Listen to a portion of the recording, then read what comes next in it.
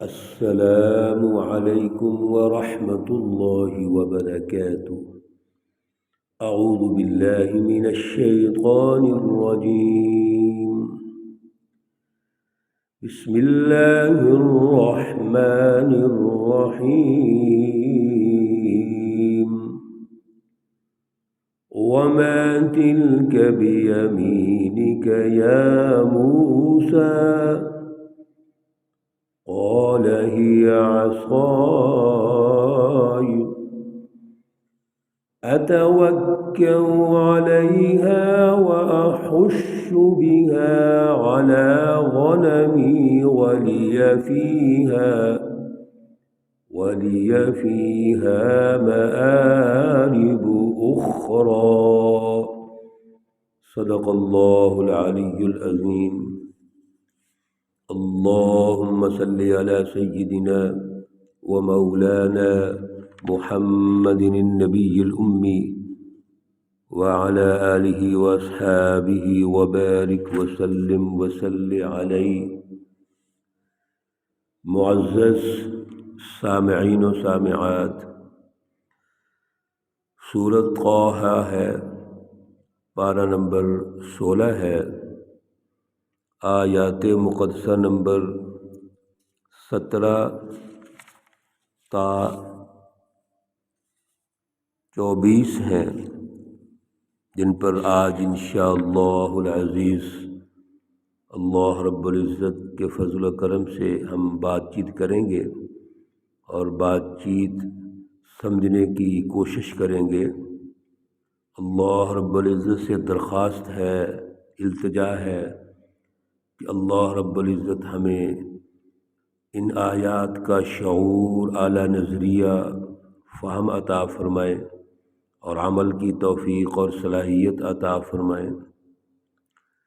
گزشتہ درس میں حضرت موسیٰ علیہ السلام کے حوالے سے اللہ رب العزت نے جو تعارف فرمایا، رہنمائی ارشاد فرمائی کہ جب موسیٰ علیہ السلام آگ کی تلاش میں کوہ طور کی طرف بڑھتے ہیں، طویٰ مقدس وادی کی طرف بڑھتے ہیں، تو وہاں اللہ رب العزت سے ملاقات ہوتی ہے۔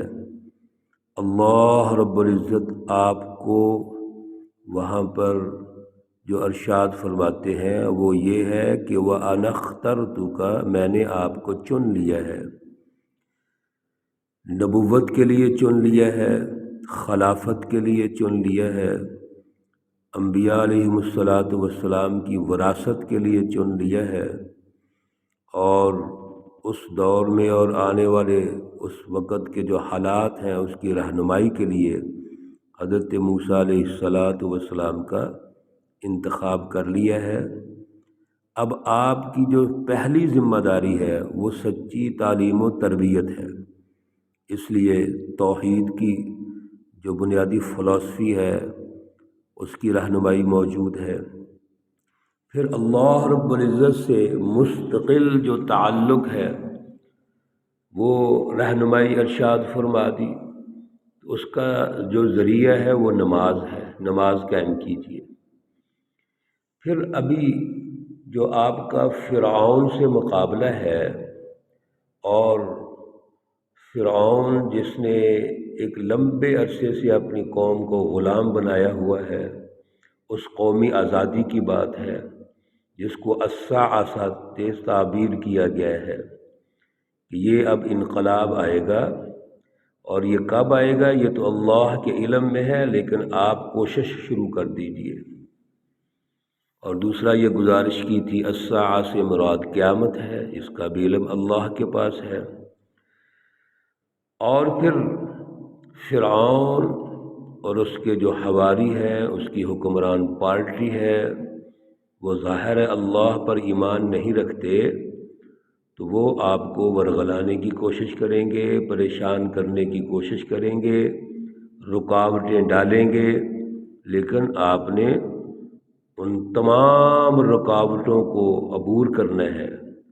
ان تمام جو رکاوٹیں آئیں گی ان کو آپ نے فیس کرنا ہے اور آگے بڑھنا ہے، ان کی خواہشات اور ان کی جتنی بھی کارستانیاں ہیں اس سے متاثر نہیں ہونا۔ یہ ایک رہنما کے لیے بنیادی اصول ہے، اور پھر رہنما بھی وہ جو اللہ کے نبی ہیں، جو آنے والے دور کے بہت بڑے ایک فرعون سے مقابلہ کرنے والے ہیں، جنہوں نے قوم کو آزادی دلانی ہے۔ اس لیے یہ ساری بنیادی تعلیم، تربیت یہ ضروری ہوتی ہے۔ بغیر سچی تعلیم و تربیت کے، ٹریننگ کے، انسان آگے نہیں بڑھ سکتا۔ اللہ رب العزت نے حضرت موسیٰ علیہ السلام سے پوچھا وَمَا تِلْكَ بِيَمِينِكَ يَا موسیٰ، آیت مقدسہ نمبر 17 ہے۔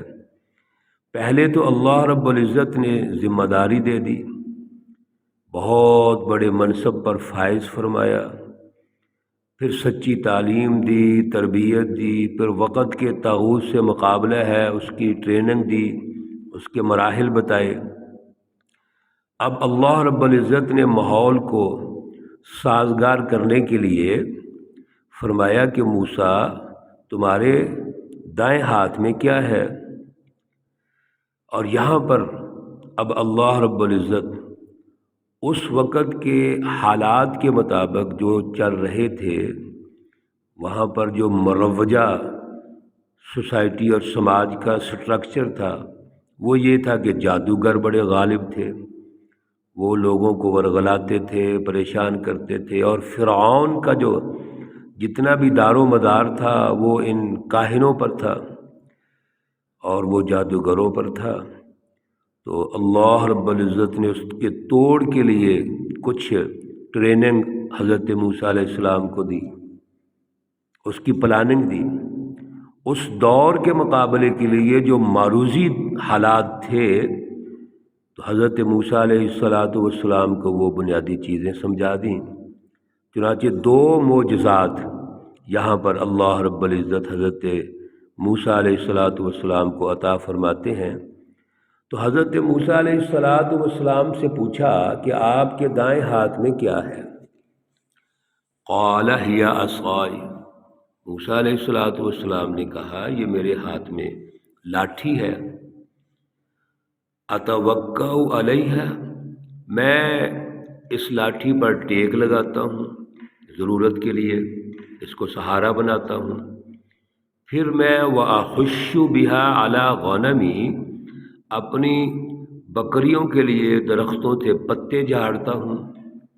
جب میں بکریاں چراتا ہوں تو مجھے ضرورت پڑتی ہے کہ اپنی بکریوں کی جو غذا ہے اس کے لیے ان کو پتے میں پیش کرتا ہوں اور درختوں سے جھاڑتا ہوں۔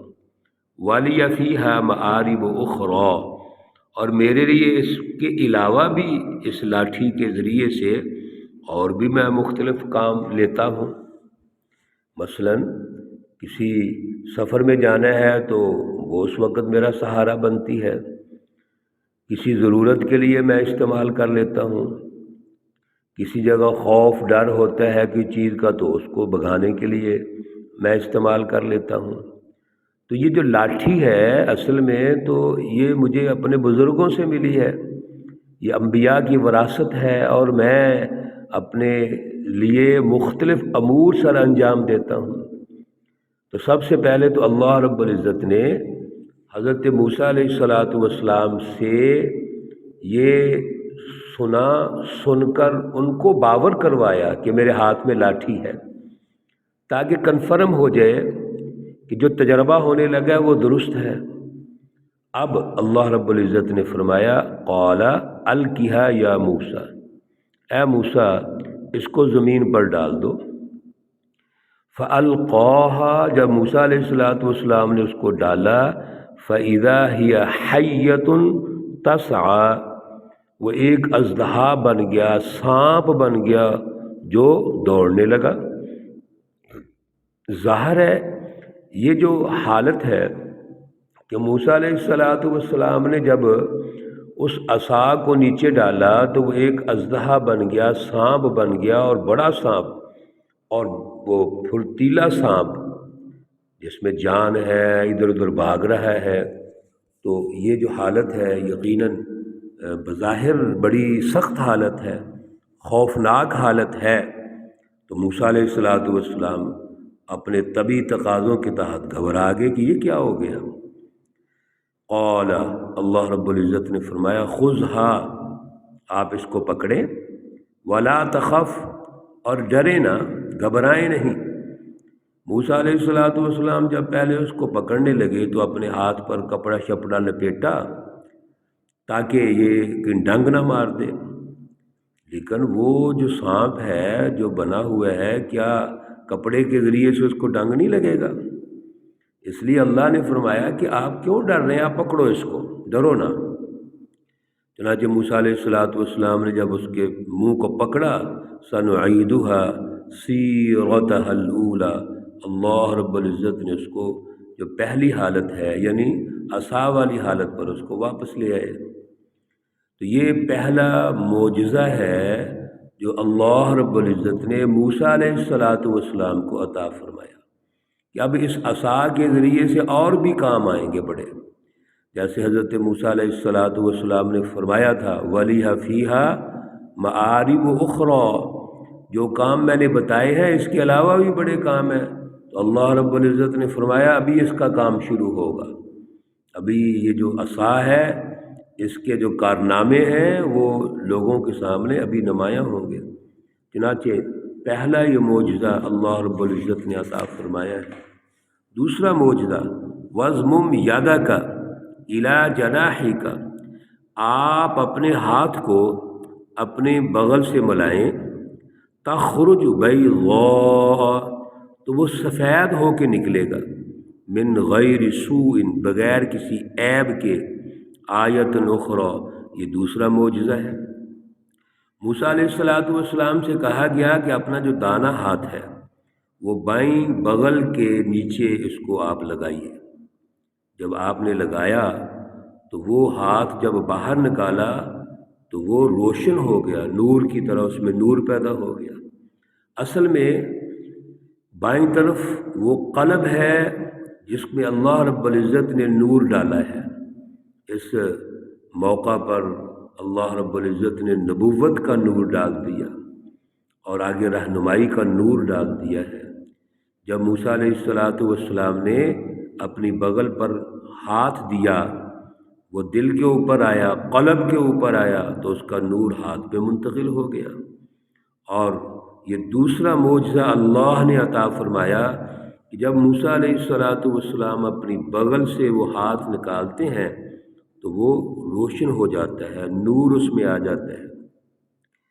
لِنُرِيَكَ مِنْ آيَاتِنَا الْكُبْرَى، اللہ رب العزت ارشاد فرماتے ہیں اسی طرح ہم دکھاتے جائیں گے آپ کو اپنی بڑی بڑی نشانیاں۔